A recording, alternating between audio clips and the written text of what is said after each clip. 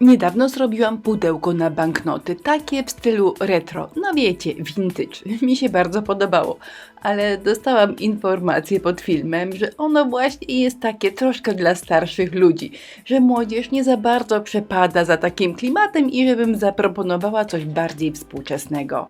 No jasne, nie ma sprawy, mam nadzieję, że ta wersja Wam się spodoba. I ono wcale nie musi być tylko na banknoty, ponieważ często u nas klientki przerabiają je na pudełko na obrączki. Wybór grafik ślubnych mamy ogromny zarówno na serwetkach, jak i na papierach ryżowych. Właściwie największy problem to, żeby się na coś zdecydować, bo wszystkie są piękne. Wybrałam taką parę w różowościach i przyklejam ją metodą bezzmarszczkową, ponieważ to jest serwetka i jeżeli będę ją chciała przykleić klasycznie, czyli smarując klejem od góry, no to zapewne będę miała dużo zmarszczek. Mi to zazwyczaj nie przeszkadza, ale wielu z Was lubi perfekcję.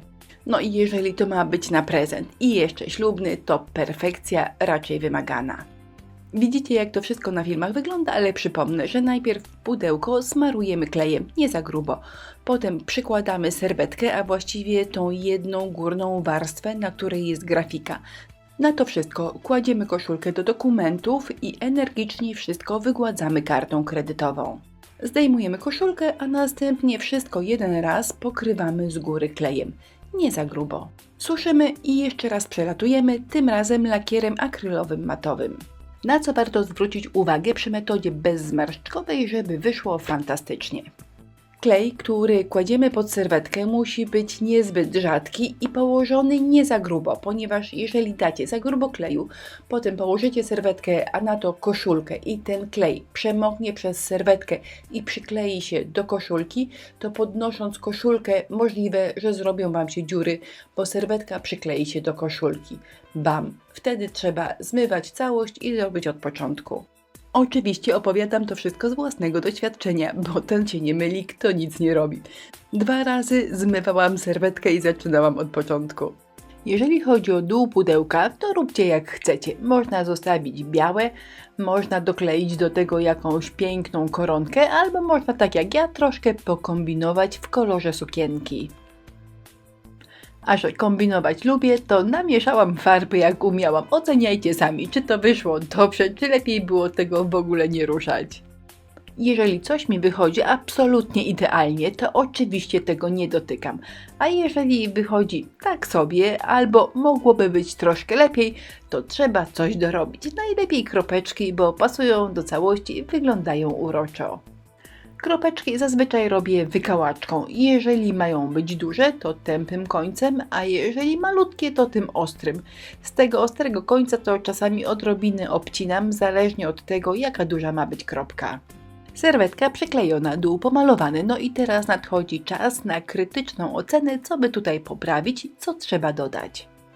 Doszłam do wniosku, że trzeba uzupełnić tymi malutkimi szarymi kwiatuszkami wszystkie wolne miejsca, czyli tam, gdzie jest troszkę za pusto, gdzie wygląda, że przydałaby się jakaś ozdoba, dodatkowy element, a w tej chwili nie było tam nic. Myślę, że te drobne kwiatuszki naprawdę robią robotę. Jeżeli macie ochotę, to można dodać coś do środka, bo gdy otwieramy pudełko, fajnie, żeby ten środek także wyglądał 10×10. To jest malutki owal, na który przylepiam kawałek tej samej serwetki. A gdy klej wyschnie, nakładam na to wszystko grubo lakier 3D. Mój lakier jest stary i troszkę mi zgęstniał, więc muszę się namęczyć, żeby go ładnie rozprowadzić, ale świeży lakier poziomuje się dużo lepiej, łatwiej i szybciej. Rozprowadzam i pozostawiam w spokoju na kilka godzin, żeby sobie wysechł. Pudełko po doklejeniu kwiatuszków wygląda nieestetycznie, trzeba je jeszcze raz pokryć lakierem akrylowym matowym. Oglądam, oceniam, no i wygląda na to, że jeszcze troszkę kropek rozpraszających uwagę by mi się tutaj przydało. W założeniu te kolory miały się tak pięknie, magicznie, wzajemnie przenikać, no a wyszło może nie najgorzej, ale szału nie ma. A to jest maleńki, skromny dekor, który roboczo nazywamy wąsy. Wąsy pomalowałam na biało, a potem po wyschnięciu farby delikatnie pokryłam lakierem 3D. Może w kamerze tego za bardzo nie widać, ale w naturze stał się taki odrobinę wypukły i przepięknie błyszczy. Lakierem 3D pokryłam jeszcze tą kokardkę oraz zrobiłam troszkę kropeczek. Starałam się robić te kropki na środku kwiatuszków. Myślę, że wyglądają uroczo i w naturze naprawdę to fajnie wygląda. Czy czasami Wam się zdarza, że jesteście już na ostatniej prostej, że już finiszujecie, że witacie się z gąską i nagle okazuje się, że o czymś zupełnie zapomnieliście? Coś leży z boku, miało być, a gdzie to jest? Zupełnie zapomniane. I w moim wydaniu Skleroza prezentuje się właśnie tak, wszystko zawiązane, praktycznie gotowe, a gdzie są wąsy? Przecież są przygotowane i trzeba je było przykleić. Ciągle o nich nie pamiętam, ciągle kończę to pudełko. No dobra, gdy już wszystko było gotowe, znalazłam wąsy, szybciutko przyklejam i moje pudełko na pieniądze albo na obrączki uważam za gotowe. Do kokardki przykleiłam serduszko z imionami młodych oraz datą ślubu. Jest bardzo proste do zrobienia, ale nie będę się powtarzała, jak je zrobić, zobaczcie w poprzednim filmie, tym w klimacie vintage.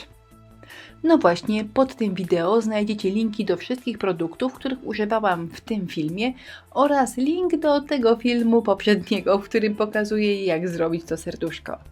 Mam nadzieję, że ta wersja bardziej przypadnie Wam do gustu.